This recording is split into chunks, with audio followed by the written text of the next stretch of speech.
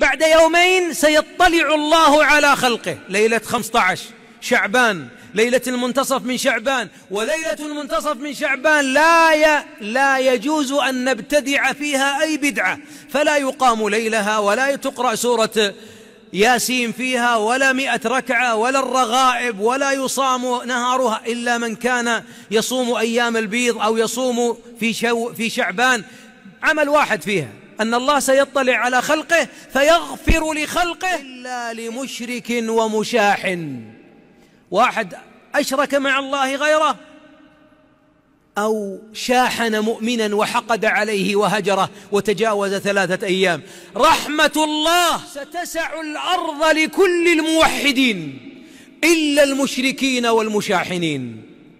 قولوا للي لا زال قاطع ابن عمه ولا أخوه ابن أخوه، خال ابن خال، عم ابن عم، ابن زوجته، أي رحم من أرحامه، أو مسلم، لأن قال مشاحن جارك، مشاحن زميلك في العمل، مشاحن أي مسلم بينكم كان مودة، الآن لا تسلم عليه بسبب البغض، اعلم أنك لربما إن لم تسعك رحمة الله ستحل الرحمة إلا عليك. والخسارة الفادحة أن يرحم الله عباده وهو الرحيم الرحمن، فتخرج من الرحمة بسبب غل في قلبك، فأصلحوا ذات بينكم.